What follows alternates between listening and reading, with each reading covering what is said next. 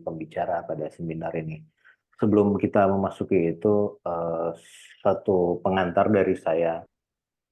Jika dibandingkan tetangga pidana hukum, bila ada suatu kasus ketika sampai pengadilan, kasus itu beres. Itu berbeda ketika kita menjadi seorang pakar komunikasi atau praktisi komunikasi. Artinya kasus kita itu membangun sesuatu itu dari mulai branding, perencanaan, dan sebagainya. Sebagai contoh kasus adalah kita mungkin ingat dulu lumpur Sidoarjo atau masyarakat atau media massa membrandingnya dengan lumpur Lapindo. Nah, artinya ketika masalah itu telah selesai di pengadilan, orang-orang hukum udah beres. Berbeda dengan kita yang orang-orang yang bergerak di bidang komunikasi, kita harus ketika secara pengadilan itu udah dibereskan, tapi secara branding, image dan sebagainya belum belum bisa dikatakan beres. Artinya perjuangan kita sebagai seorang praktisi komunikasi, baik itu di pemerintah, swasta, atau sebagainya, lumayan cukup berat, Bapak Ibu sekalian.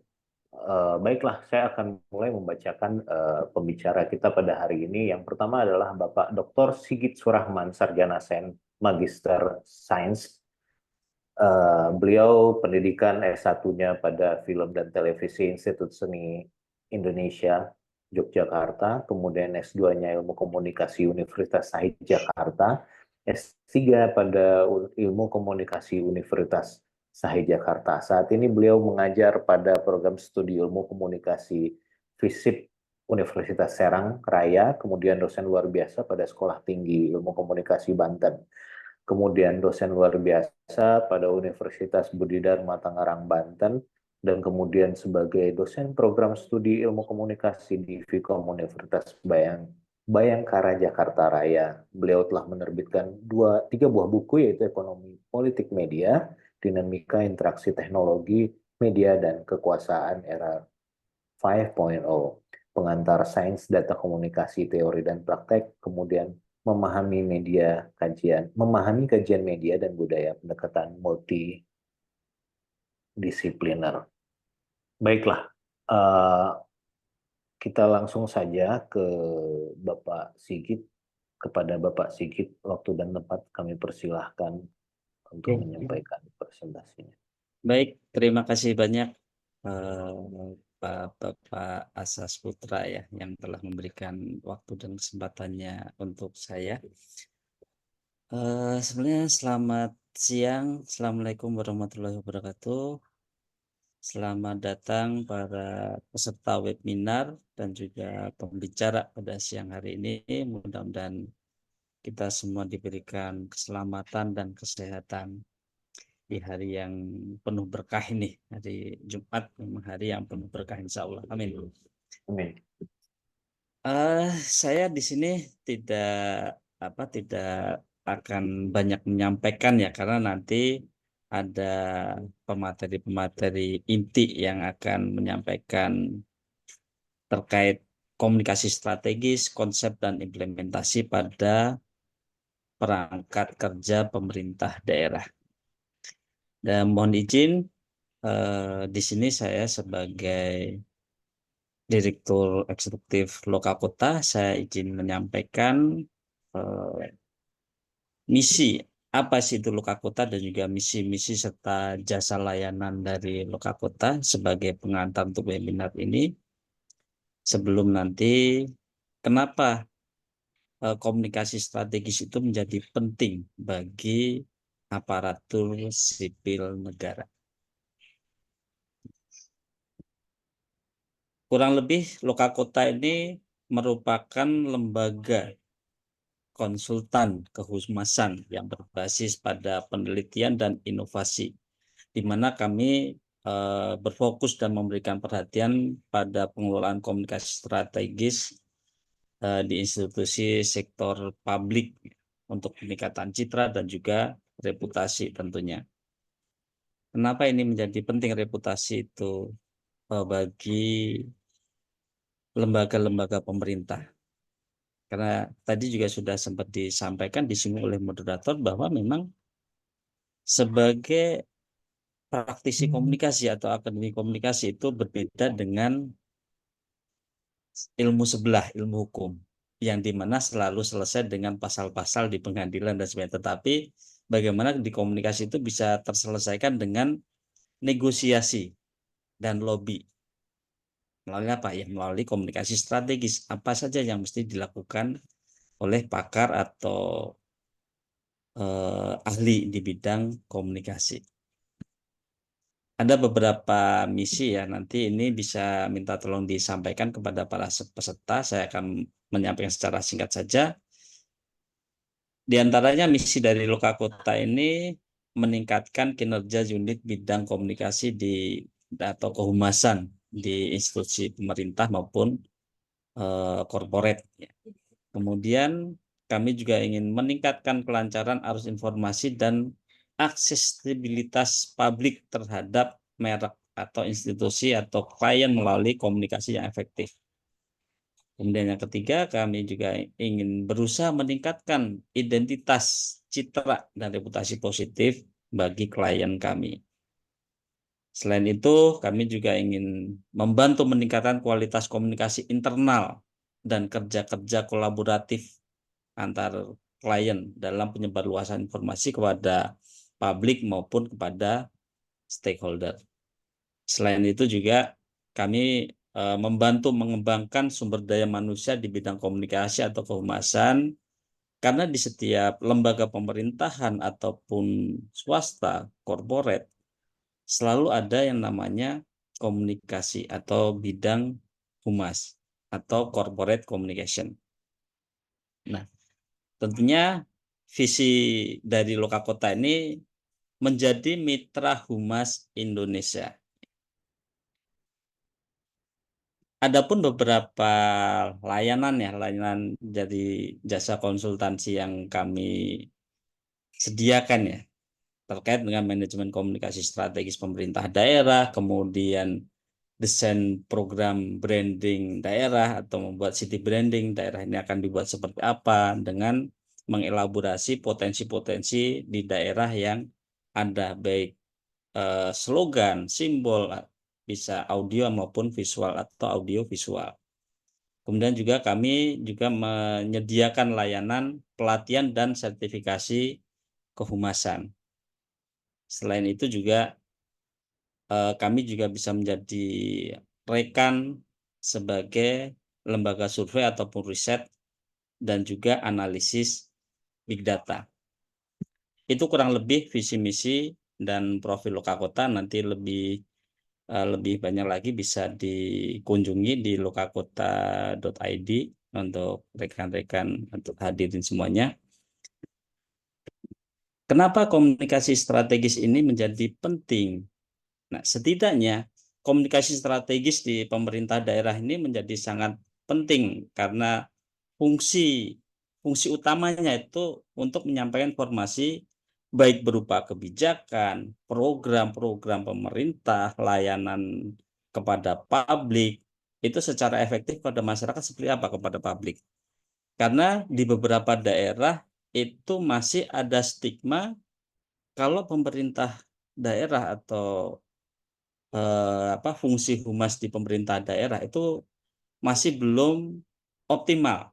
Nah, maka dari itu kami Lokakota membantu menyelenggarakan diklat komunikasi strategis pemerintah daerah. Karena komunikasi yang baik itu membantu meningkatkan transparansi untuk membangun kepercayaan publik, serta tentunya memastikan partisipasi aktif dari warga atau masyarakat dalam proses pembangunan daerah. Tanpa adanya partisipasi masyarakat, tentunya kebijakan-kebijakan pemerintah daerah itu akan banyak mengalami hambatan tanpa ada dukungannya masyarakat. Hal ini menjadi penting tentunya untuk mendukung kolaborasi antara pemerintah, kemudian pihak swasta, dan juga masyarakat itu sendiri, masyarakat sekitar sendiri. Tentunya untuk mencapai tujuan pembangunan yang berkelanjutan. Bagaimana program-program pemerintah itu nanti bisa secara berkelanjutan mendapatkan baik dukungan swasta maupun dukungan dari masyarakat sekitar. Nah, kurang lebih seperti itu. Jadi webinar kali ini komunikasi strategis, konsep dan implementasi ini nanti akan banyak dikupas oleh dua pemateri, ada Pak Dr. Aris dan juga Pak Adi PhD. Ini menjadi salah satu kegiatan atau pre-event sebelum menuju kegiatan yang besar yang akan diselenggarakan 2-6 Desember 2024 nanti, Diklat Komunikasi Strategis Pemerintah Daerah terkhusus untuk aparatur sipil negara pada instansi pemerintah daerah di seluruh Indonesia. Tentunya kegiatan ini tidak akan terselenggara tanpa adanya kerjasama dengan Telkom University dan juga Diktum. Terima kasih untuk rekan-rekan semua sudah bersedia menjadi partner dalam menyelenggarakan Diklat Komunikasi Strategis Pemerintah Daerah ini. Tentunya perlu saya sampaikan juga bahwa event ini nanti masih akan ada event lanjutan ya untuk di bulan Oktober. Jadi di bulan Oktober nanti akan ada webinar lanjutan sebagai tindak lanjut dari kegiatan webinar komunikasi strategis ini. Jadi masih ada beberapa kali pemanasan untuk memantapkan bagi para peserta webinar untuk meyakinkan bahwa oh ya, ternyata memang diklat komunikasi strategis ini penting untuk diikuti dan untuk menunjang kinerja aparatur sipil negara di pemerintah daerah, tentunya untuk pemerintah daerah seluruh Indonesia. Kurang lebih itu saja yang bisa saya sampaikan agar lebih ini sepertinya juga para peserta sudah tidak sabar lagi menunggu materi-materi inti yang akan disampaikan oleh para pakarnya. Itu saya, terima kasih dari saya, Pak Sas, saya kembalikan. Oke, terima kasih Pak Sigit, Pak Dr. Sigit yang telah menyampaikan sedikit masukan pendapatnya. Kemudian betul Pak Sigit tadi, Pak Sigit menyebut bahwa kalau dalam praktisi komunikasi kita tak hanya kalau di sebelah ilmu sebelah itu berhenti di pengadilan, dan kalau kalau praktisi komunikasi itu lebih kepada negosiasi, lobby, dan tak sekedar hanya pasal-pasal hukum yang berakhir di pengadilan. Eh, Loka Kota PR ini bekerja sama dengan Center of Excellence for Digital Media Culture and Humanities atau Diktum Telkom University nanti akan menyelenggarakan pelatihan tentang komunikasi strategis. Tentunya kita akan menggunakan tools-tools yang akan bermanfaat ketika diimplementasikan eh, pada saat kita mempraktekkan sebagai praktisi komunikasi strategis di pemerintahan. Bapak Ibu sekalian, seperti kita ketahui, PR komunikasi strategis itu tak sekedar hanya teks saja, tapi kita juga bermain visual, kita bermain sound, bermain media sosial dan sebagainya. Untuk lebih jelas lagi, kita akan mengundang Ketua Diktum, CEO Diktum Telkom University, yaitu Bapak Adi Mahadian. Sebelum kita mengundang Bapak Adi, kita akan membacakan kurikulum vitae-nya. Bapak Adi Bayu Mahadian adalah dosen dan peneliti pada Universitas Telkom University, telah menerbitkan beberapa artikel di jurnal-jurnal bereputasi. Beliau adalah lulusan daripada S1 Universitas Pajajaran, kemudian S2-nya juga di Universitas Pajajaran bidang komunikasi, dan terakhir PhD pada University Science Malaysia. Kepakaran beliau adalah di bidang komunikasi publik, kemudian komunikasi di bidang MEMS, pemerintahan, dan sebagainya. Baiklah, untuk mempersingkat waktu, kita akan memanggil Bapak Adi. waktu dan tempat, kami persilahkan. Baik, terima kasih Pak Putra atas kesempatannya. Suara saya sudah terdengar jelas, Pak Putra? Nah, terdengar jelas, Pak Adi. Terdengar jelas, sangat jelas, Pak. Baik, baik.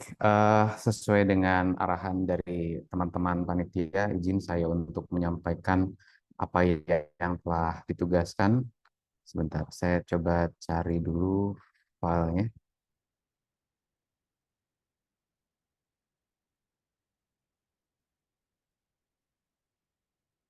Apa di Pak Putra sudah ada file saya, Pak Putra, barangkali?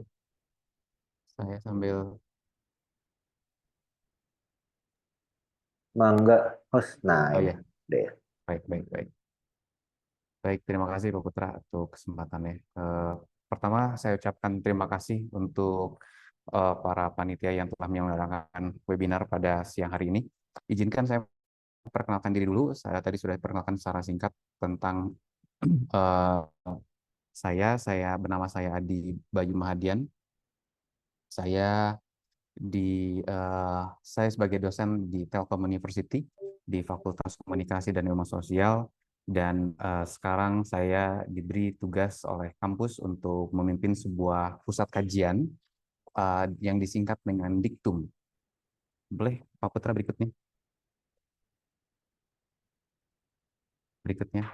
Nah, Diktum itu singkatan dari Digital Media Culture and Humanities, adalah sebuah pusat kajian, atau kita di kampus itu menyebutnya dengan Center of Excellence atau COE.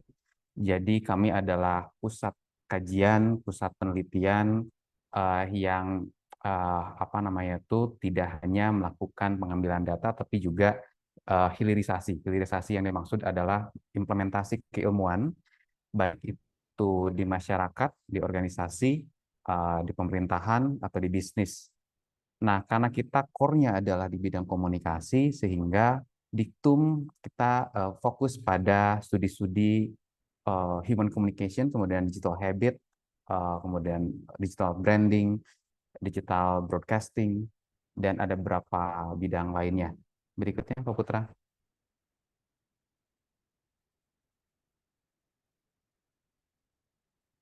Eh, Diktum atau anggota Diktumers, kita sebutnya Diktumers, itu terdiri dari 45 orang hari ini. Mungkin nanti akan bertambah, uh, berisi para doktor dan magister. Ada 12 doktor dan ada 33 master di bidang, dari berbagai bidang. Ada dari komunikasi, ada information system, visual communication design, kemudian digital broadcasting, ada art and design.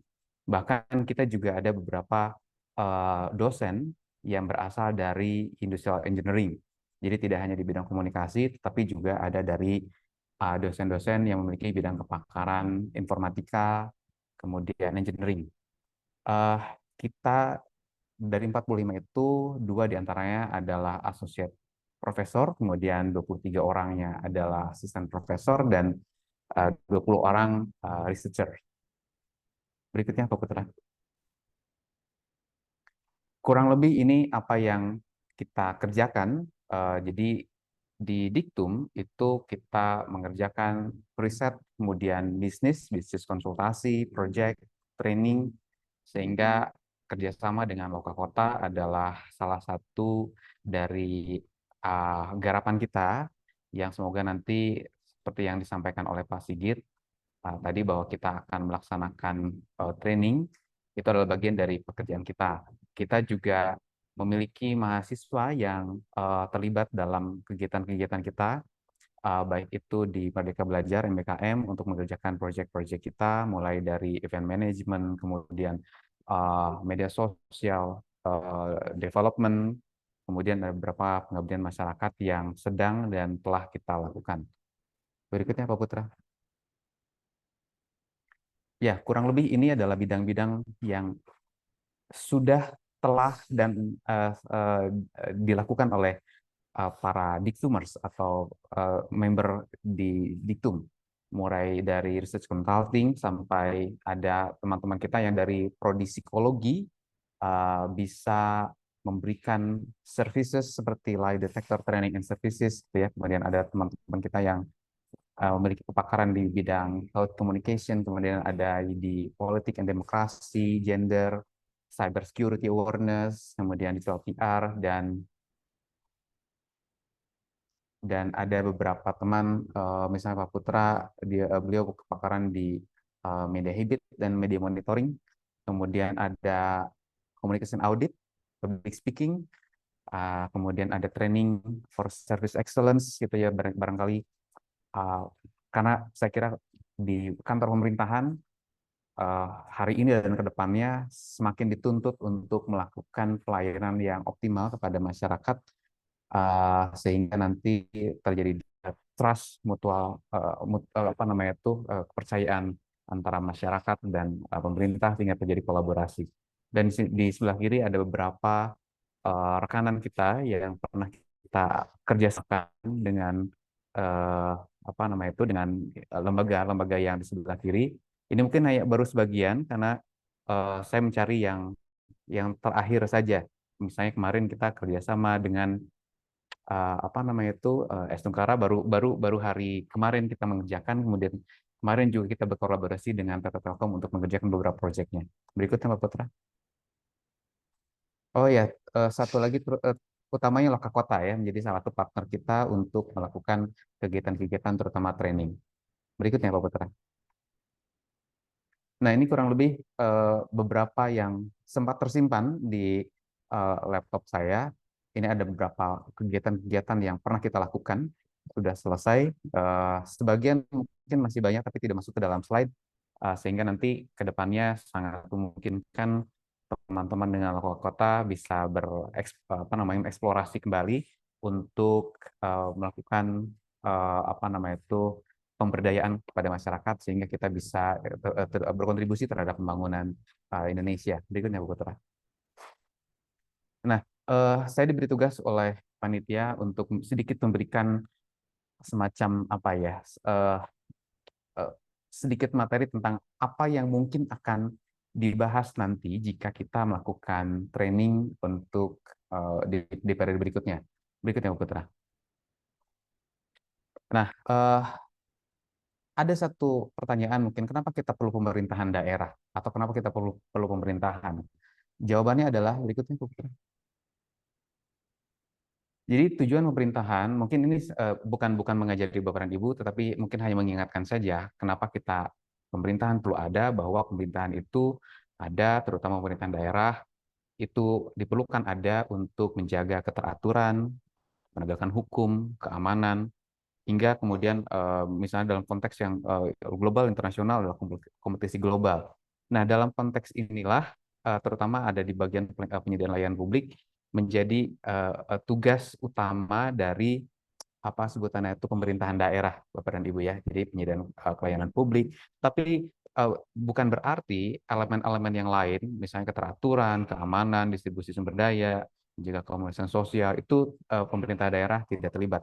Secara tidak langsung, pemerintah daerah tetap memiliki keterlibatan dan kewajiban untuk dapat berkontribusi, karena pemerintahan daerah, pemerintahan pusat, atau di berbagai lini sebutannya itu berkontribusi secara kolaboratif untuk membangun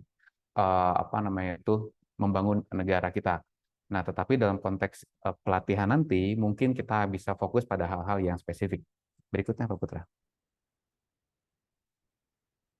Nah, mungkin saya mengajak untuk berpikir retrospektif itu terkait dengan kenapa pemerintahan itu ada dan kenapa pemerintahan daerah itu ada. Di sini saya menampilkan ada dua gambar. Sebelah kanan adalah gambar orang-orang primitif, dan sebelah kiri adalah satu kota yang sangat teratur ya, yang mungkin terlihat modern dan sangat maju. Dua gambar ini menampilkan, saya ingin mengatakan bahwa semakin hari kehidupan masyarakat itu semakin kompleks, sehingga pemerintah atau penyelenggara negara dituntut untuk dapat semakin memahami kompleksitas masyarakat. Dan semakin ke depan kita tidak bisa lagi sebutannya itu mengandalkan cara-cara tradisional untuk mengelola, mengatur masyarakat. Sehingga dalam konteks ini apa namanya itu penggunaan teknologi untuk dalam pelayanan publik itu adalah sebuah keniscayaan. Tidak mungkin kita tidak melibatkan teknologi, tidak menggunakan pengetahuan-pengetahuan baru untuk dapat berkontribusi terhadap pelayanan publik misalnya, atau mengorganisasikan masyarakat di apa namanya itu di lapangan. Berikutnya, betul.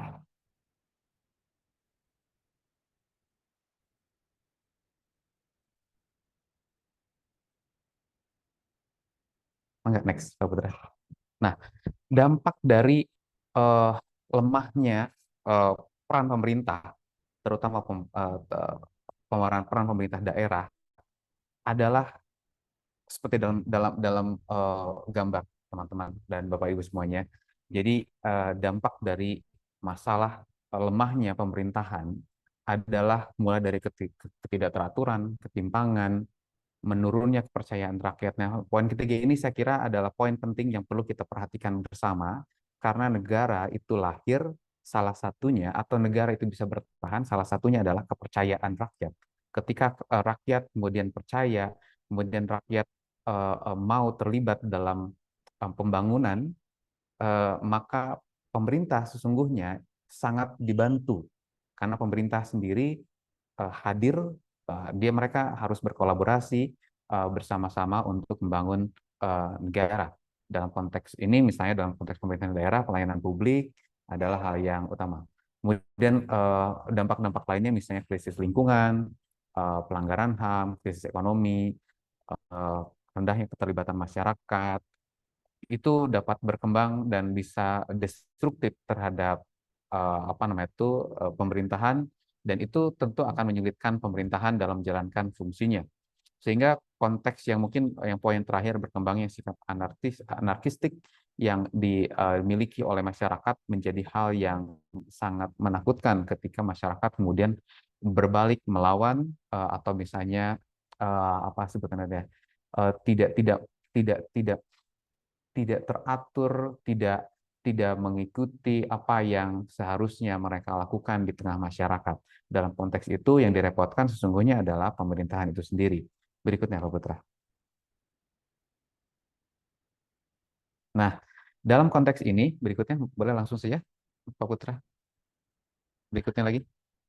Nah, dalam konteks ini, kolaborasi antara masyarakat, akademisi, masyarakat, pemerintah itu sudah pasti.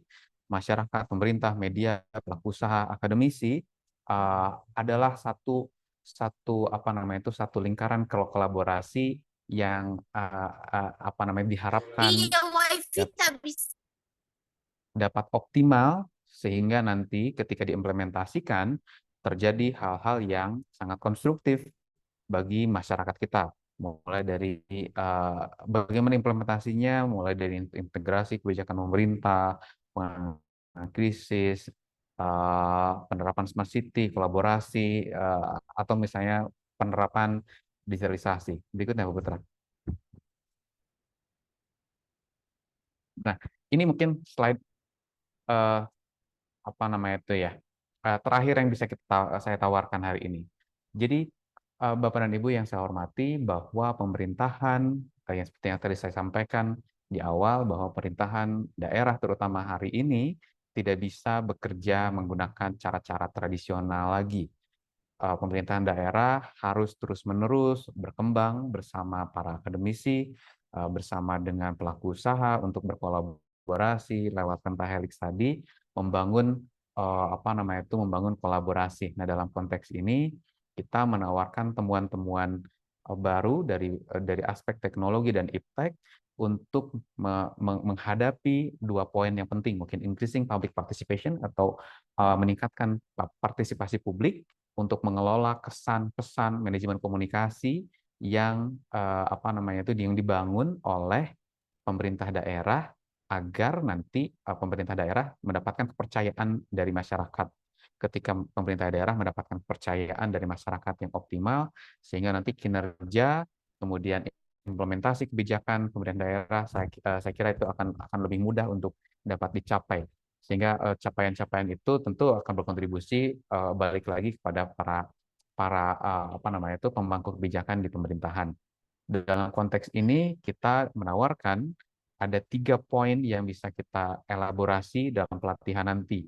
Misalnya pertama adalah message management of for trust, bagaimana pesan-pesan yang dikelola oleh pemerintah itu dikelola di manajemen untuk membangun trust dari masyarakat. Kemudian bagaimana karena hari ini kita tidak bisa lepas dari internet, masyarakat itu isi kepalanya dipenuhi oleh konten-konten internet, hal-hal populer dan viral terkait dengan isu itu tidak bisa dihindari, maka kita bisa memanfaatkan itu. Kita tidak bisa melawan populisme dan viralitas. Maka yang kita lakukan adalah memanfaatkannya, mengelola isu agar untuk bermanfaat bagi government, untuk pemerintahan. Kemudian berikutnya adalah masyarakat pemerintah itu hari ini mungkin mau tidak mau juga harus engage atau bersentuhan dengan komunitas-komunitas offline. Karena saya kira Bapak dan Ibu semua sudah bisa melihat bagaimana sentimen-sentimen negatif yang muncul sesekali di media sosial itu berdampak luas, sehingga bersentuhan dengan komunitas online juga diperlukan. Nah, dalam konteks ini kita bisa menawarkan tentang bagaimana mengelola komunitas-komunitas online yang ada dan berkembang di masyarakat.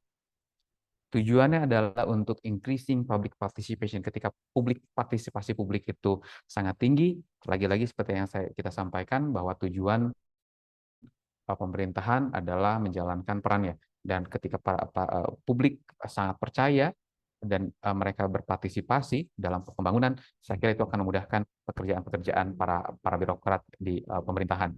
Yang kedua adalah increasing, ini yang bawah itu harusnya manajemen krisis. Jadi handling bagaimana menangani krisis. Nah, dalam konteks ini krisis yang bawah teman-teman Bapak Ibu, yang bawah itu bukan increasing public participation tapi krisis, dia menangani krisis. Tentu kita semua tahu bahwa krisis itu tidak dapat dihindari. Yang kita lakukan adalah mengelolanya, menghadapinya, sehingga kemudian krisis itu tidak bersifat destruktif. Dan hal-hal yang bisa saya tawarkan dalam pelatihan adalah pertama adalah social media monitoring, bagaimana memantau isu, bagaimana memantau perbincangan yang publik, yang viral di publik melalui media sosial, karena itu akan berdampak pada distrust. Kemudian bagaimana menangani krisis melalui handling multi-channel communication gitu ya.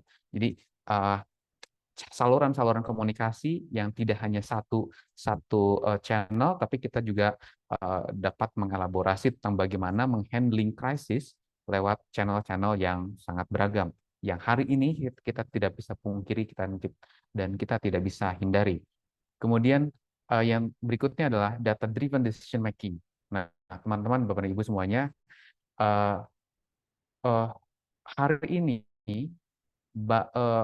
mungkin kalau apalagi di perkotaan atau di anak-anak remaja, hampir sulit kita menemukan mereka yang tidak memiliki device. Ya, mungkin ada kelompok-kelompok yang termarginalkan, misalnya yang tidak mendapatkan akses internet yang optimal. Tetapi data-data yang tersebar di internet sangat mungkin kita gunakan untuk dasar pengambilan keputusan. Data yang sangat besar atau kita sebut dengan big data yang ada tersebar di internet dapat kita gunakan sebagai data yang dijadikan acuan pengambilan keputusan. Nah, data-driven decision making diharapkan nanti bisa menjadi alat untuk mengambil keputusan yang tepat berdasarkan fakta-fakta yang kita temukan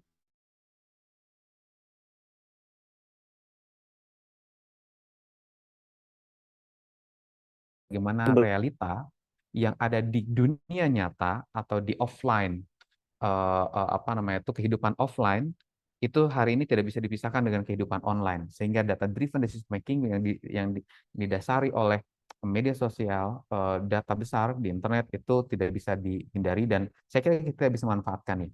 Kemudian yang ketiga ada information transparency. Transparansi dalam konteks ini adalah transparansi dalam tanda petik ya, Bapak dan Ibu. Hari ini teman-teman kita sebagai negara demokrasi dituntut untuk transparan Nah, tetapi dalam konteks pemerintahan tentu transparansi yang dimaksud adalah transparansi yang dibutuhkan oleh publik. Nah, dalam konteks ini kita bisa berdiskusi tentang apa yang perlu diinformasikan dan bagaimana menginformasikannya sehingga nanti membangun atau mengkonstruksi apa namanya itu pengetahuan yang kita harapkan, pengetahuan di masyarakat yang kita harapkan, sehingga ketika masyarakat memiliki pengetahuan yang memadai di hal-hal tersebut dapat apa namanya itu dapat menjadi dasar kita untuk memberikan stimulus-stimulus agar masyarakat menjadi apa namanya itu dapat dikelola dengan baik oleh pemerintah. Berikutnya Pak Putra, kalau saya tidak salah sudah habis. Mungkin itu yang bisa saya sampaikan. Mudah-mudahan nanti teman-teman dari kota kemudian nanti bisa bertemu lagi dalam pelatihan. Ini mungkin beberapa referensi ya yang saya rujuk dari apa yang tadi disampaikan. Saya harap nanti Bapak dan Ibu bisa nanti kita bisa bertemu dalam training. Kemudian mudah-mudahan nanti kita dapat berbagi apa yang kita pelajari dan dapat diimplementasikan di apa namanya itu di level-level pemerintahan yang tempat Bapak dan Ibu bekerja. Mungkin itu saja. Terima kasih Pak Putra. Assalamualaikum warahmatullahi wabarakatuh. Waalaikumsalam. Terima kasih Bapak Adi atas paparannya. Mungkin bisa kita diskusikan sebentar sebelum ini. Jadi sebenarnya Telkom University itu tuh telah tak hanya membahas tentang strategi komunikasi secara tradisional saja ya Pak Adi, tapi juga berbicara tentang bagaimana grab data, big data dan sebagainya untuk dijadikan sebagai bahan bagi decision maker di pemerintahan ya, atau bagi pengambil keputusan strategis, komunikasi strategis ya. Nah, mungkin bisa dikasih bocoran dikit nggak Pak? Kira-kira pelatihan itu akan berbicara tentang penggunaan tools teknologi seperti itu yang tentunya akan membantu pekerjaan para praktisi komunikasi di pemerintahan dalam mengelola informasi, atau bagaimana nih Pak Adi? Kan Telkom University dikenal katanya kan ini deh pakarnya banyak orang-orang yang berkecimpung di bidang IT gitu. Mangga Pak Adi tanggapannya. Ya, terima kasih Pak Putra. Jadi kami di Prodi Komunikasi saat ini di Diktum sendiri sebetulnya itu kolaborasi lintas bidang. Jadi tidak hanya di bidang sosialnya, tapi juga ada teman-teman di bidang teknologinya yang memiliki pakarannya masing-masing. Nah, tadi seperti yang disampaikan oleh Pak Putra bahwa sebutannya itu mengambil data adalah tugas kita bersama. Maksudnya begini. Ketika kita nanti mungkin Bapak dan Ibu di pemerintahan memerlukan satu alat, begitu ya, memerlukan satu alat, mungkin kita bisa diskusikan terkait dengan apa yang dibutuhkan, bagaimana kemudian memantau perbincangan. Kalau misalnya dulu kalau misalnya bekerja di Humas itu kan Pak Putra ya, baca koran kemudian di clipping gitu ya satu-satu, dipotong satu-satu, ditempel-tempel. Nah kalau sekarang kan mungkin itu mungkin masih berjalan, masih diperlukan, tetapi ada data yang juga berserakan kita karena monitor orang ya. ngomongin, betul, kita bisa monitor apa yang diperbincangkan oleh orang-orang, kemudian kita bisa melihat sentimen terhadap isu itu apakah negatif atau positif. Jika negatif, seberapa parahkah, sehingga kita bisa melakukan mitigasi jika memang tone negatifnya sudah melampaui batas, sehingga kita perlu melakukan tindakan-tindakan selanjutnya agar tidak terlalu destruktif untuk ya intinya sih tidak terjadi chaos gitu ya Pak Putra ya.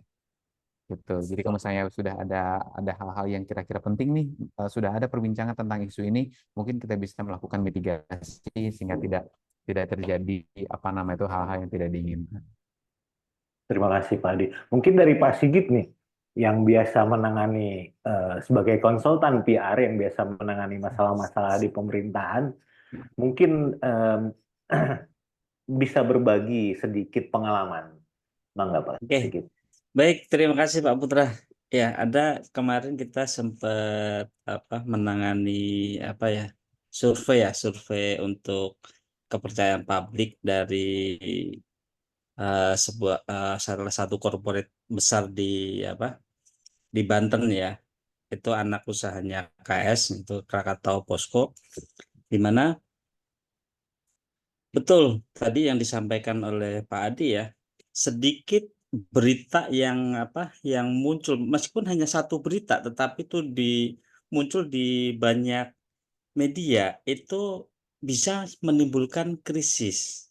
Nah, bagaimana ini kita melakukan mitigasi pada krisis itu untuk mengelola agar tidak meluas. Nah, ini eh, di mana pada saat itu yang kami lakukan setelah survei, apa sih yang menyebabkan ini menyebar luas atau menjadi opini liar di masyarakat?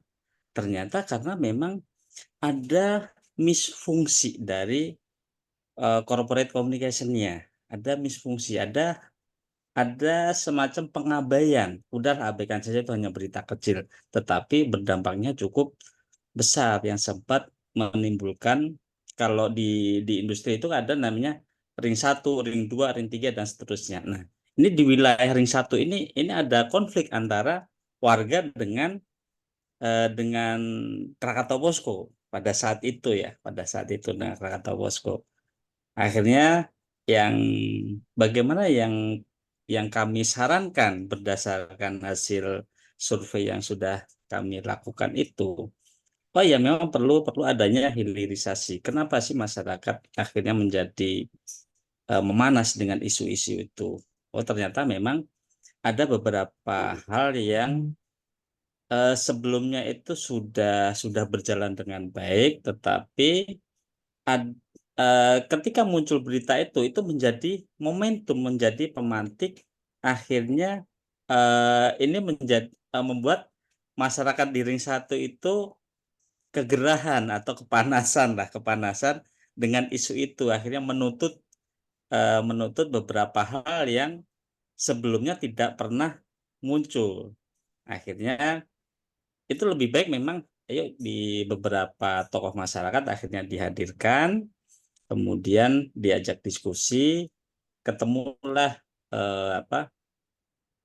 win-win solution yang akhirnya bisa meredam konflik yang terjadi antara Krakatau Posko dengan masyarakat ring 1 itu. Oh iya, ternyata memang pada saat itu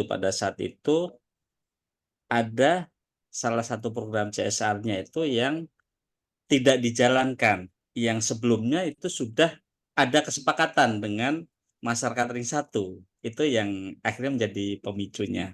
Itu sih Pak Putra, kenapa ya komunikasi strategis itu menjadi penting, baik untuk aparatur sipil negara yang untuk menyampaikan program-program pemerintah daerah, kemudian kebijakan-kebijakannya seperti apa. Tidak hanya ya sudah, yang penting ada kebijakan, langsung kita jalankan tanpa adanya penyampaian informasi terlebih dahulu kepada masyarakat. Itu yang menjadi titik poinnya sih Pak Putra. Mungkin itu dari saya. Terima kasih Pak Sigit. Jadi benar ya, ilmu komunikasi itu tak tak berbicara tentang pasal-pasal ya. Kalau yang kejadian tadi kan sebenarnya panggil aparat hukum apa semua, kemudian pengadilan beres, tapi tidak. Ilmu komunikasi itu pada dasarnya negotiable ya, negosiasi dalam membereskan masalah baik yang dihadapi oleh pemerintah maupun oleh perusahaan swasta atau BUMN. Artinya semua bisa diselesaikan dengan berdiskusi. Ketika semua pihak sudah terpenuhi segala kebutuhannya, maka eh, permasalahan akan terselesaikan dengan baik.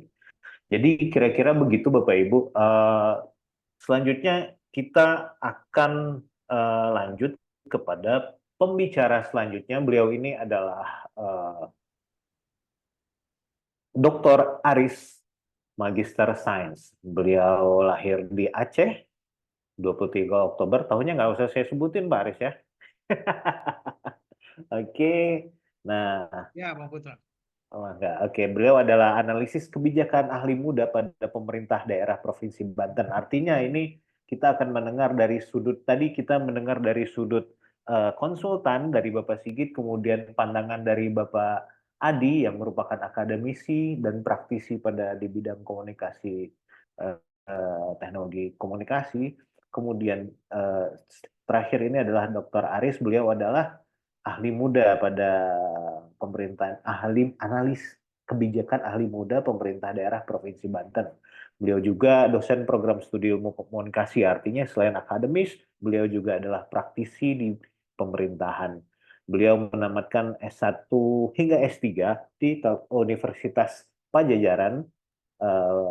Beliau akan berbicara tentang strategi communication, local government. Baiklah, untuk mempersingkat waktu, kita persilahkan saja kepada Bapak Aris untuk memberi materi pada siang hari ini. Mangga Bapak Aris.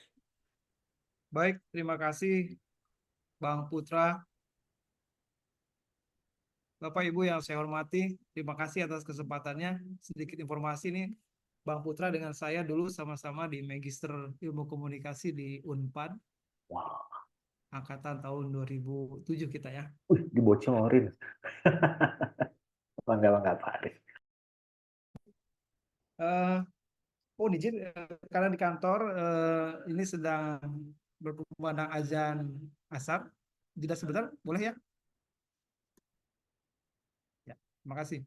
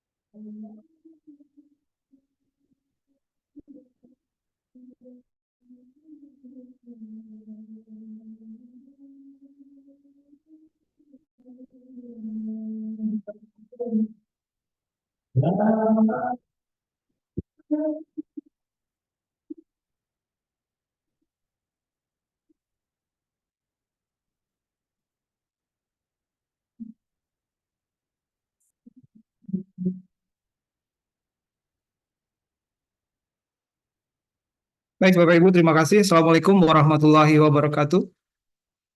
Selamat sore waktu Indonesia Barat dan selamat petang waktu Indonesia Tengah dan waktu Indonesia Timur. Terima kasih atas kesempatan yang diberikan kepada saya. Saya kalau memperkenalkan diri memang karena nama saya cukup singkat dan padat, jadi selalu memperkenalkan diri. Nama saya Aris, hanya 5 huruf, namun tetap saya sebagai makhluk yang selalu bersyukur karena saya diberikan 3 gelar akademik yang sehingga ya nama saya yang maksud saya nama saya yang 5 huruf itu ya ditunjang oleh gelar akademik yang saya dapat.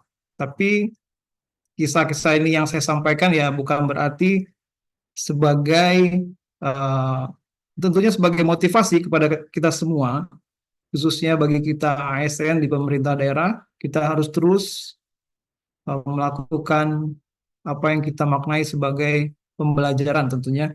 Setiap hari kita belajar. Di forum ini saya belajar bagaimana agar materi yang saya sampaikan itu dapat dipahami oleh rekan-rekan yang mengikuti webinar pada sore hari ini. Terima kasih atas kesempatan diberikan kepada saya, Pak Sigit, Pak Adi, Pak Putra, dan Ibu Dekan FKS Telkom University.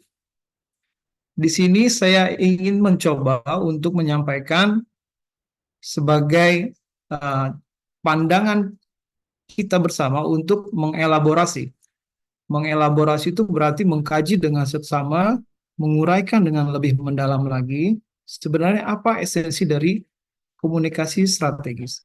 Saya mulai dari pertanyaan yang bersifat alegori. Alegori itu simbolik ya. Saya di sini sudah mengetahui bahwa ada perbedaan yang signifikan antara term komunikasi strategis dengan terminologi strategi komunikasi.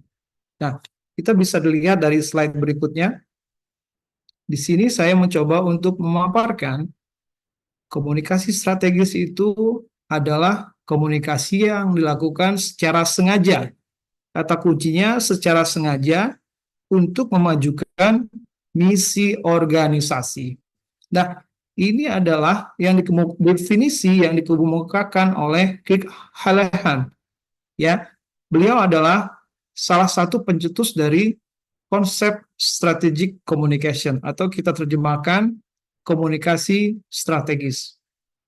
Nah, selanjutnya kita bisa melihat definisi komunikasi strategis yang dikemukakan oleh Andre Hardiana, ya, di mana di sini kita bisa melihat komunikasi strategis adalah komunikasi yang meningkatkan positioning berdasarkan visi misi. Tentunya kalau berbicara visi misi nanti ada tujuan dan sasaran dan juga ada target-target indikator yang harus dicapai. Dan ketiga, komunikasi strategis merupakan proses komunikasi yang berlangsung terus-menerus melibatkan sejumlah aktor komunikasi, ya, kemudian stakeholder internal maupun eksternal untuk mencapai apa? Mencapai tujuan dan sasaran yang telah ditetapkan dalam organisasi. Nah, sedangkan terminologi strategi komunikasi kita bisa lihat di sini yang dikemukakan oleh Everett Rogers. Kalau kita berbicara Everett Rogers itu pencetus teori difusi inovasi, ya. Nah, di sini kita bisa melihat strategi komunikasi adalah rancangan yang dibuat untuk mengubah tingkah laku. Dan selanjutnya oleh John Middleton disebutkan bahwasanya strategi komunikasi adalah kombinasi terbaik yang merancang semua baik komunikator, pesan maupun medianya seperti apa untuk mencapai tujuan komunikasi yang optimal. Nah, dari dua penjelasan definisi ini, kita dapat secara sederhana mengartikan kalau komunikasi strategis itu lebih mencakup secara keseluruhan. Sementara kalau strategi komunikasi lebih kepada perencanaan komunikasi. Makanya kalau kita kembali lagi pada slide yang sebelumnya, tolong kembali lagi ke slide sebelumnya. Di sini saya menjelaskan bahwasanya komunikasi strategis itu tidak sama dengan strategi komunikasi. Ini yang harus pertama-tama kita dapat pahami bersama. Di slide sebelumnya, yang kedua tadi,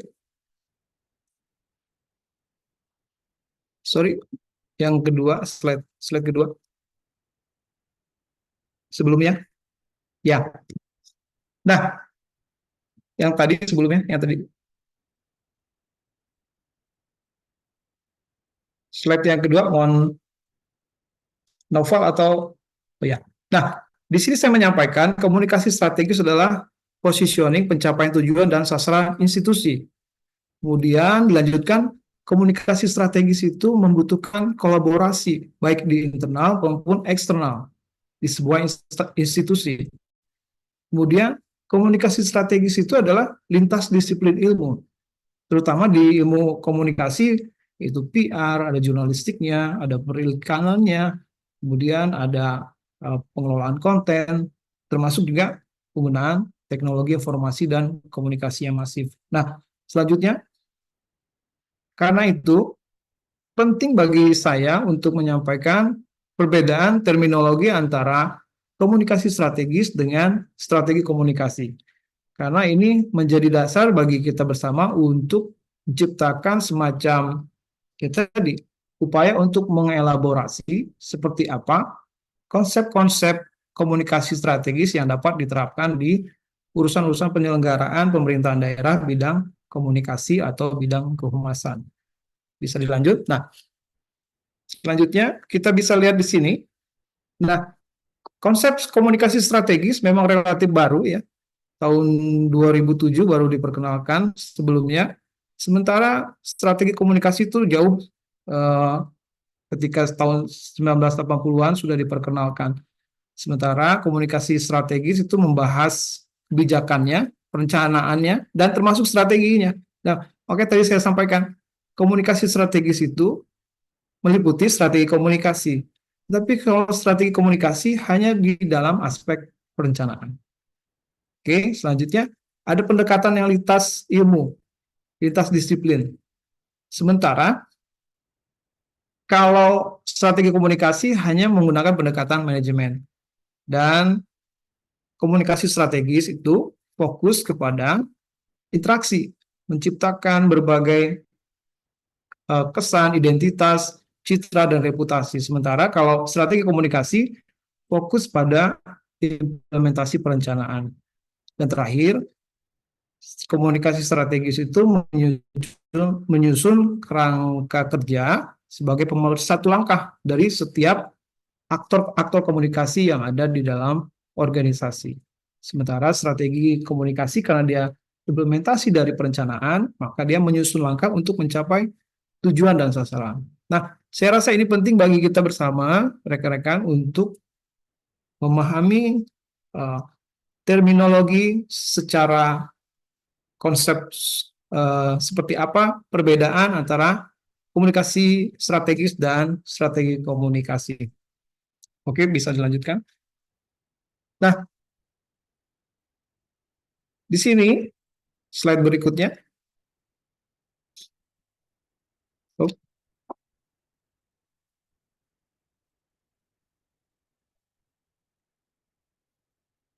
Nah, di sini saya mencoba untuk membuat sebuah definisi bahwasanya komunikasi strategis pemerintahan daerah adalah pengelolaan informasi dan komunikasi tentang apa? Tentang kebijakan, tentang program kerja, tentang kegiatan pembangunan, dan kegiatan sosial kemasyarakatan lainnya yang disusun berdasarkan tentunya asas pemerintahan daerah, Undang-Undang 23 tahun 2014 ya, PP 33 tahun 2018, dan banyak lagi turunan dari Undang-Undang 23 tahun 2014. Tujuannya adalah untuk apa? Untuk meningkatkan kinerja. Kemudian kita juga mewujudkan komunikasi internal yang efektif, kemudian juga membangun identitas, citra, dan reputasi, serta mengoptimalkan komunikasi eksternal dengan masyarakat dan stakeholder. Nah, selanjutnya, tentunya rekan-rekan kita bertanya, ini adalah konsep penyelenggaraan urusan pengelolaan komunikasi dan informasi yang terdapat di dalam Peraturan Menteri Kominfo nomor 4 tahun 2024. Ya, ada sejumlah kegiatan mulai dari sosialisasi peraturan bidang informasi dan komunikasi publik ya. Kemudian monitoring informasi kebijakan, kemudian penyusunan strategi komunikasi, penyusunan konten, pelayanan informasi publik, bagaimana media relation, kemitraan komunikasi dengan KIM, penguatan kapasitas SDM komunikasi publik, dan terakhir adalah dukungan terhadap tata kelola komisi informasi di daerah. Nah, sedangkan yang menjadi catatan dan hasil riset saya sangat penting untuk menambahkan apa yang kita sebut dengan prinsip-prinsip pemasaran di sektor publik. Ini dikembangkan oleh Philip Kotler, di mana ada 4 aspek ya di marketing itu bisa kita terapkan terkait dengan tata kelola sektor publik yang berkembang, yaitu New Public Governance ya. Kemudian di place branding, tadi disampaikan oleh Pak Sigit, rencana kita juga eh, menyelenggarakan webinar terkait dengan place branding. Branding ini adalah upaya untuk membuat identitas suatu daerah yang menjadi semacam daya tarik, ya, meningkatkan attractiveness di bidang investasi maupun di bidang pariwisata. Kemudian juga perlu adanya survei persepsi publik dan kemitraan dengan stakeholder ini perlu dilakukan. Kemudian kita juga perlu melakukan identitas kompetitif daerah, ya. Ini diadopsi dari NHOL, ya. Ada 6 aspek, mulai dari seperti apa penataan infrastruktur, pendidikan, kawasan, dan lain-lain sebagainya. Kemudian kita juga ada pembinaan dan pengawasan capaian indikator makro daerah. Nah, ini saya berbicara dalam konteks pemerintah provinsi. Kita ketahui bersama, rekan-rekan, pemerintah provinsi menjalankan 2 fungsi pemerintahan yang mendasar, yaitu fungsi desentralisasi, yaitu menyelenggarakan urusan-urusan yang menjadi kewenangannya seperti pelayanan dasar dan non-pelayanan, masuk urusan-urusan pilihan. Sementara itu, satu sisi dia sebagai menyelenggarakan urusan-urusan dekonsentrasi, yaitu melakukan pembinaan yang menjadi kewenangan pemerintah kabupaten kota. Sehingga ini perlu dilakukan karena indikator makro daerah ini dapat meningkat itu hasil kerja dari seluruh pihak, termasuk juga pemerintah daerah kabupaten kota. Dan terakhir, penting menurut saya adanya satu unit kerja, saya rasa, yang mengatur ataupun mengelola fungsi-fungsi komunikasi internal antar perangkat daerah. Karena hasil pertemuan saya terdapat bahwasanya ada semacam ya silo mentality, ya. Jadi setiap perangkat daerah itu sangat sulit berbagi informasi strategis terkait dengan apa yang harus dipublikasikan kepada publik. Seperti itu, ya. Bisa dilanjutkan slide berikutnya. Nah, di sini saya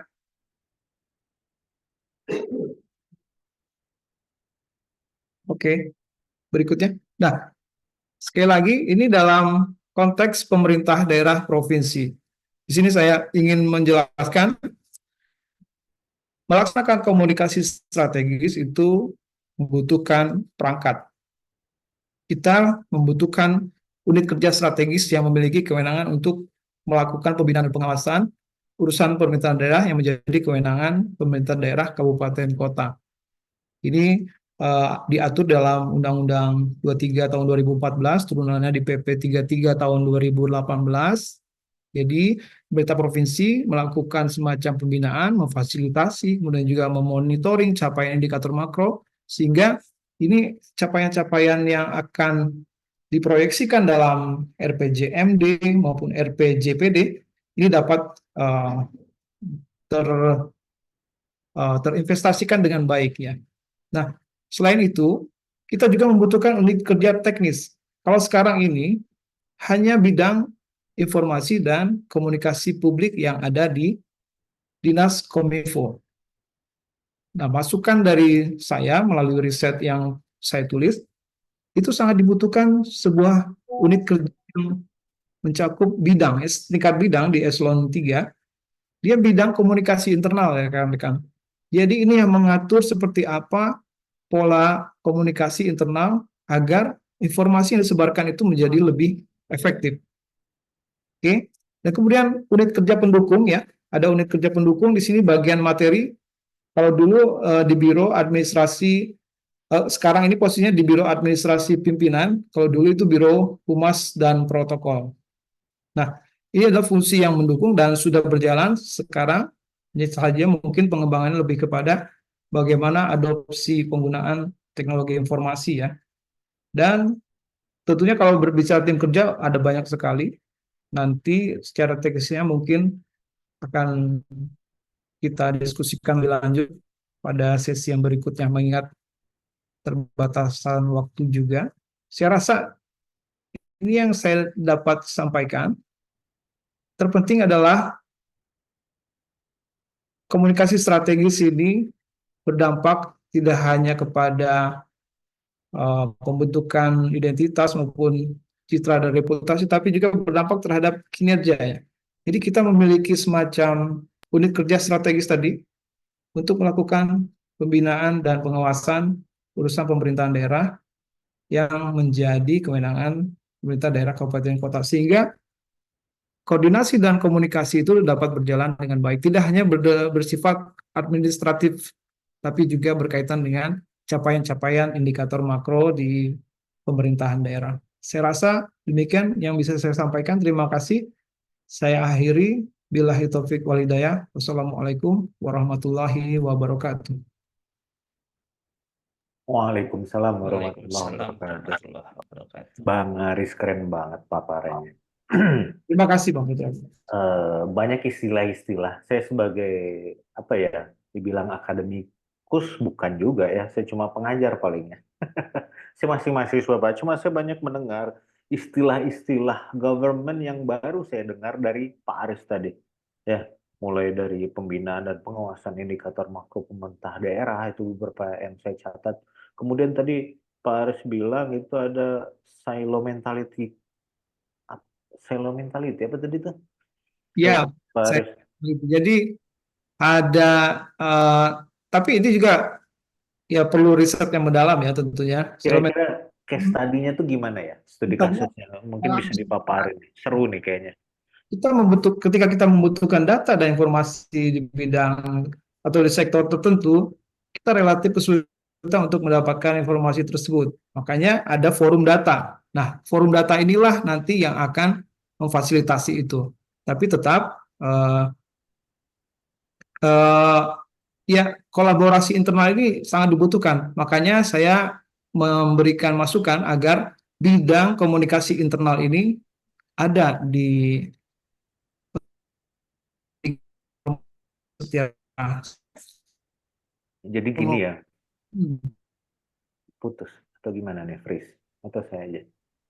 Oke. Enggak. Oke. Ya. Jadi gini, kita udah dengar tadi dari Pak Sigit ya, beliau adalah konsultan di bidang PR, kemudian dari Pak Adi Bayu Mahadian, beliau adalah akademisi juga pakar teknologi komunikasi dengan CEO yang dikelolanya. Sekarang kita punya ordal ini, orang dalam ya istilahnya. Orang dalam yang paham tentang pemerintahan. Jadi Bapak Ibu lengkap ini paketnya, paket lengkap ini kalau misalnya mau ikut acara nanti ya. Untuk saat ini kita udah dapat nih masuk, emang sih webinar ini terlampau singkat rasanya.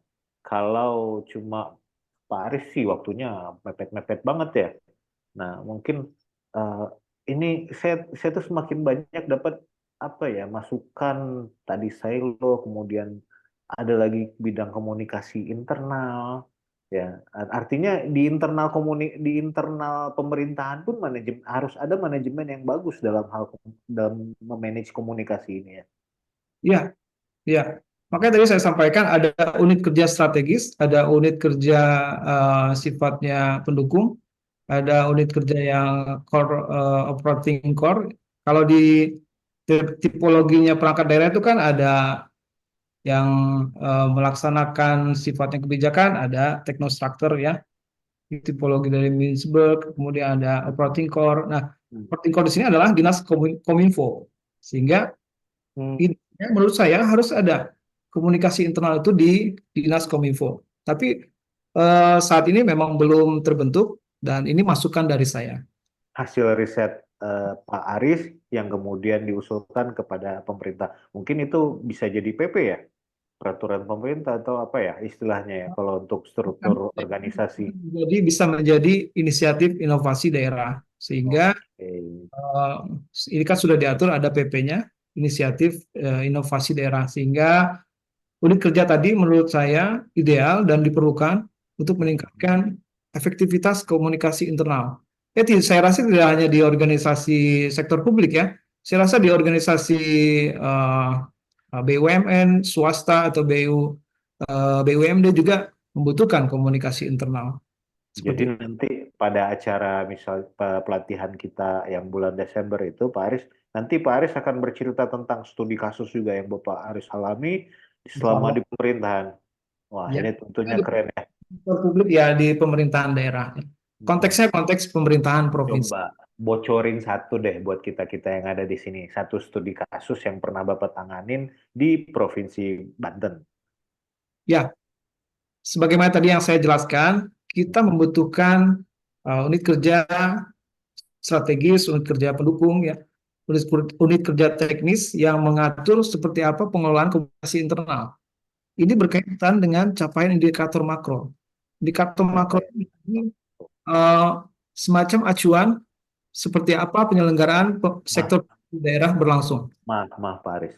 Capaian indikator makro ini sepertinya kalau di kita di BUMN atau swasta itu kayak di performa Ya, indikator bukan? indikator makro di sini yang saya jelaskan adalah berkaitan dengan IPM, kemudian Hmm, berkaitan dengan IPM itu indeks pembangunan manusia, kemudian Oke. angka laju pertumbuhan ekonomi, Mhm. kemudian itu indikator-indikator makro yang sudah ditetapkan di dokumen perencanaan. Nah, dokumen perencanaan ini kan harus diimplementasikan. Hmm, Diimplementasikan itu perlu Inovasi. komunikasi, perlu inovasi. Nah, untuk mencapai ini kita tidak bisa berjalan secara parsial, tapi harus lebih komprehensif. Khususnya di sektor pemerintahan provinsi harus melakukan apa yang diamanatkan di Undang-Undang 23 tahun 2014, yaitu melakukan pembinaan dan pengawasan urusan pemerintahan daerah yang menjadi kewenangan pemerintah kabupaten dan pemerintah kota. Seperti itu. Termasuk di dalamnya implementasi teknologi komunikasi, teknologi Ya. IoT yang nanti atau data big data yang nanti akan diterangkan oleh Pak Sigit ya. Ya, seperti yang tadi Oke. disampaikan oleh Berarti ini kolaborasinya, triangulasinya keren ya. Ada konsultan, ada akademik, ada orang dalam. Orang dalam dong ya, istilahnya. Lagi beken tuh, lagi viral. Baik-baik. Jadi ini saya coba ada ini mungkin bisa dijawab oleh Pak Sigit atau Pak Ya. Aris. Ini ada yang bertanya dari Bapak Eko Armanto. Tadi juga ada beberapa yang japri ke saya. Saya baca yang dari chat ini aja dulu ya. Di Ya. sini dia bertanya, izin bertanya, apakah dalam komunikasi verbal harus dibarengi dengan komunikasi nonverbal di dalam government internal ini pemerintahan? Ini gimana dalam pengelolaannya? Mangga Pak, ini Pak Sigit atau Pak dua-dua aja ya gantian dari angle yang berbeda. Coba dari Pak Aris dulu ya, nanti Pak Sigit Aris. angle Pak Sigit. Oke, Pak Aris Kalau dulu. kita bicara komunikasi kan ada teks, ada konteks tentunya. Dan ini harus saling dilengkapi. Kalau hanya dari sisi verbal saja mungkin dominan akan sifatnya tentunya harus didukung dengan aspek-aspek lainnya yang akan menguatkan semacam ada ya korespondensi ya. Jadi ada wujudnya sebagai eh, bukti saat kita melakukan komunikasi. Ada teks, ada konteks, dan teks tidak hanya tidak akan pernah lepas dari konteksnya. Dan Bang Putra pasti itu karena kajiannya tentang uh, media komunikasi ya strategis tadi yang kita jelaskan. Paling seperti itu Bang Putra. Oke, ya saya sekarang lagi berkutat dengan teknologi komunikasi karena Kelihatan. memang dan saat ini disertasi saya malah lebih ke arah komunikasi kesehatan. Oke, Pak Sigit ini gimana Pak Sigit? Mohon tanggapannya. Oke, baik. Terima kasih Pak Putra menambahkan ya yang sudah disampaikan oleh Pak Dr. Aris tadi. Terima kasih atas kesediaannya. Ini meluangkan waktunya dari Provinsi Banten ya.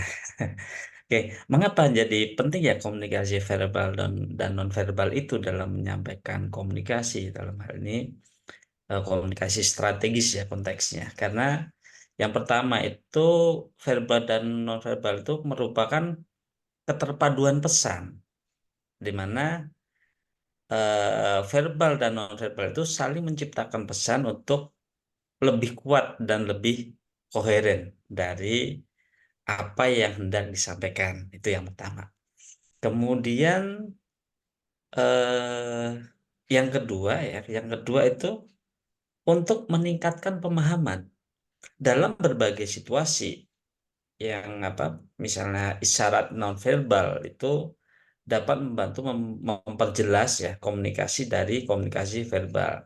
Contoh ya misalnya saat seseorang itu kita menggunakan bahasa tubuh terbuka dan tersenyum, itu menunjukkan niat yang positif. Nah, yang mungkin tidak cukup disampaikan hanya dengan kata-kata. Misalnya, Pak, saya niat baik loh, gitu. Tetapi dengan kita tersenyum itu sudah menunjukkan, oh ya itu merupakan bentuk tindakan niat baik. Ya, kenapa itu menjadi dua hal yang memang tidak bisa dipisahkan, komunikasi verbal dan non verbal itu.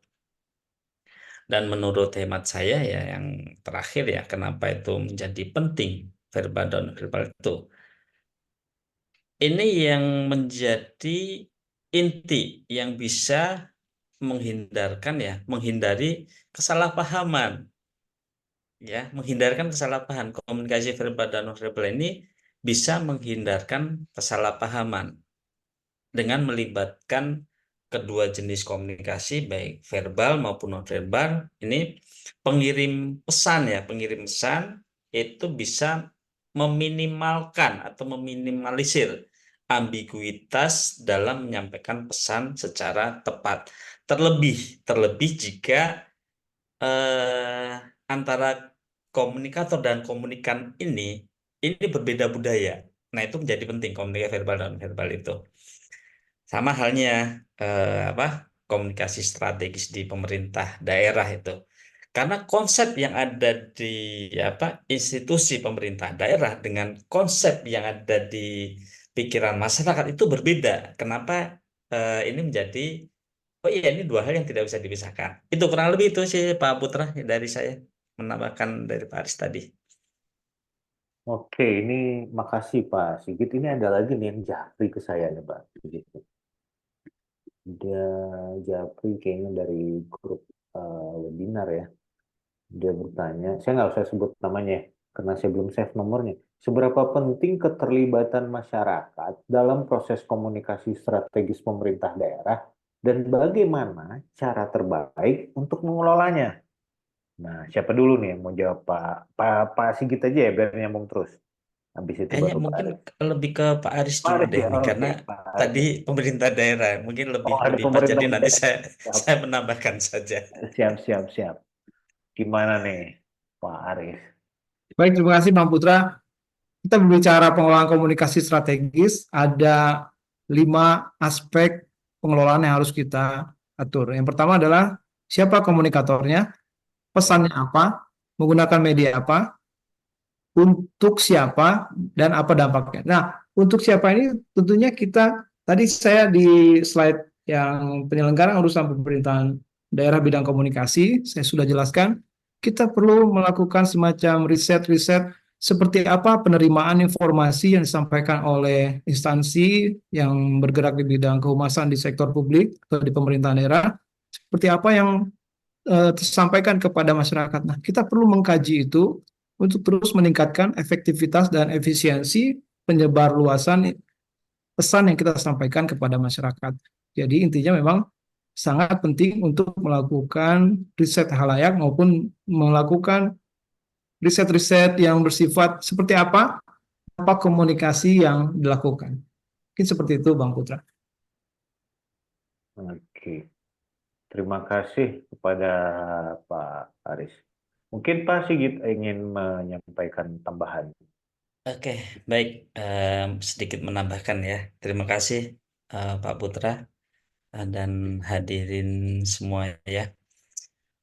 eh Sepakat ya dengan yang disampaikan oleh Pak Aris memang apa ya setiap harinya berkecimpung di pemerintah daerah Provinsi Banten khususnya ya dalam mengambil keputusan tentunya memang apa lembaga institusi itu perlu melakukan riset terlebih dahulu sebelum mengambil tindakan apa yang komunikasi yang seperti apa yang pas untuk disampaikan kepada masyarakat. Tentunya riset itu kan untuk membangun kepercayaan dan melalui transparansi ya, melalui transparansi.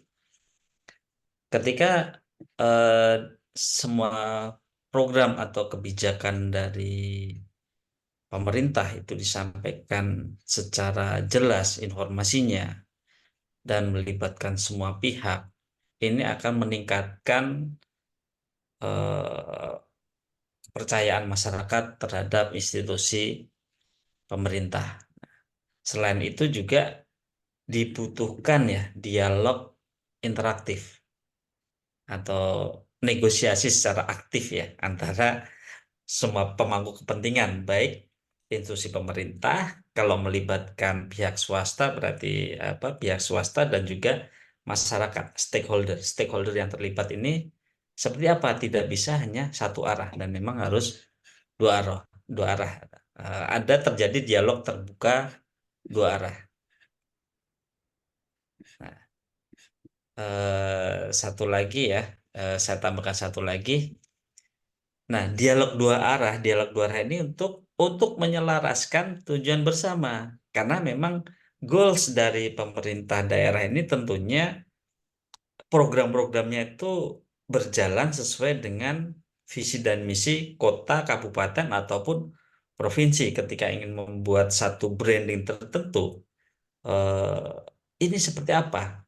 Tidak bisa hanya sepihak-sepihak untuk meminimalkan konflik kepentingan yang muncul karena adanya perbedaan persepsi tentang tujuan dan prioritas dari visi misi kabupaten ataupun kota ataupun provinsi untuk menjalankan program-programnya.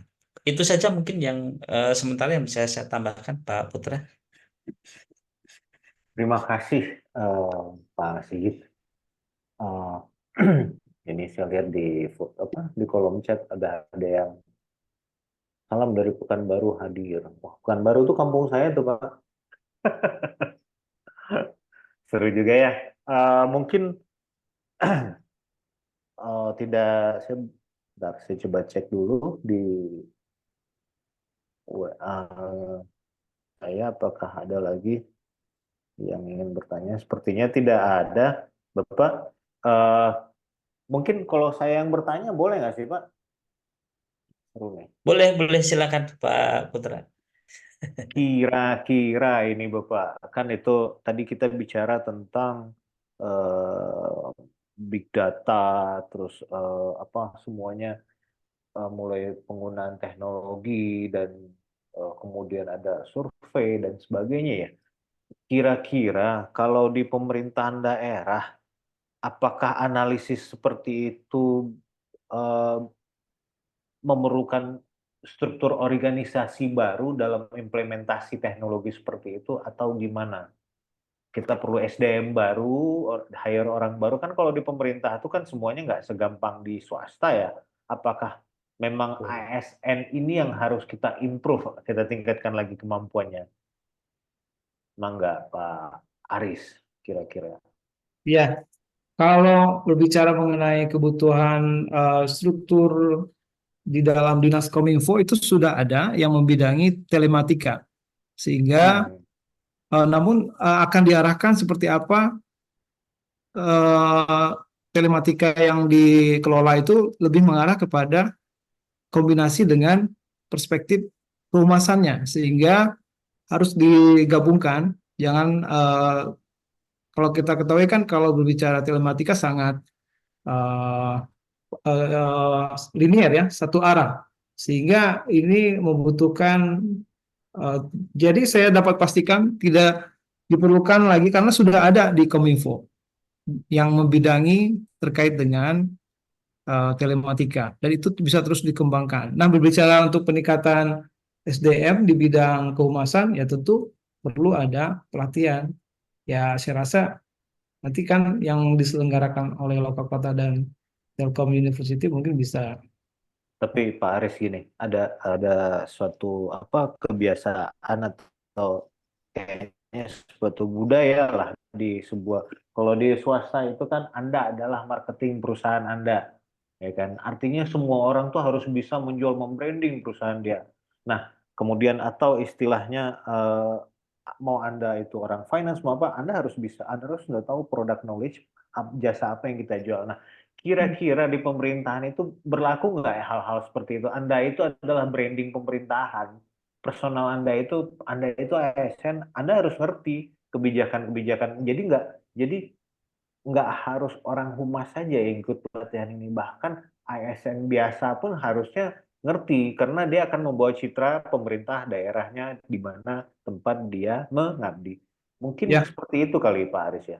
ya, Pak Putra, ada core value di ASN yaitu berakhlak. Yang pertama berorientasi pada pelayanan, Akhlak kemudian tuh kita ya. Sama ya.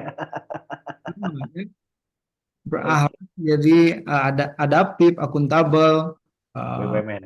kolaborasi, ya, Oke. dan kompeten tentunya. Nah, saya rasa sebagaimana yang tadi saya jelaskan, komunikasi strategis itu tidak hanya parsial di satu perangkat daerah saja yang membidangi komunikasi.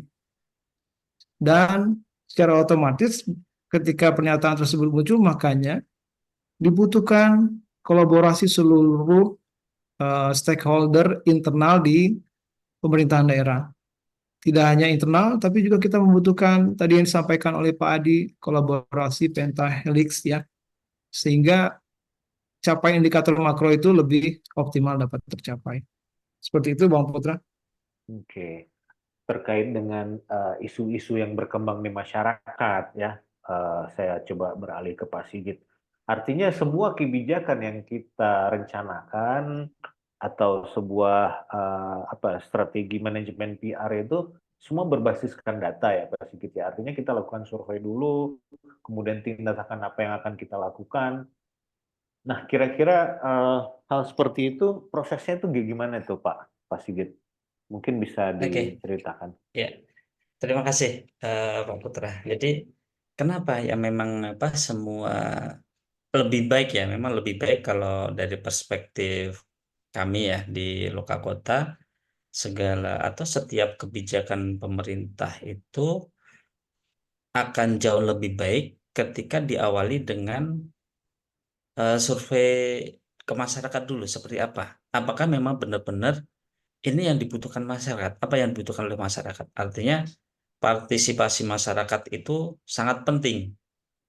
Hmm. Nah, di beberapa daerah ternyata partisipasi masyarakat itu Masih.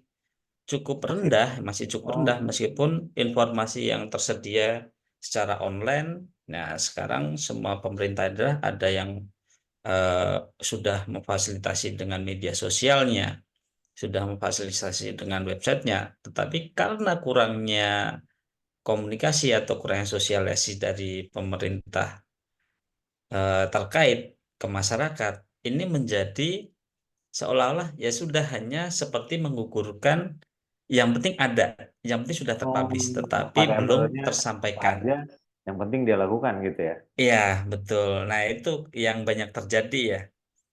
Nah, cara ini ya agar agar kita bisa menerapkan komunikasi yang menarik, yang relevan dengan kebutuhan masyarakat. Kebijakan itu relevan dengan kebutuhan masyarakat. Dan juga kebijakan itu bisa diterima serta didukung Benarkan, masyarakat. sebenarnya Itu kan yang Pak Sigit terpenting. gini. Iya, gimana Kang Putra? Oke. Eh, Sebenarnya kan kita bisa menggunakan berbagai media.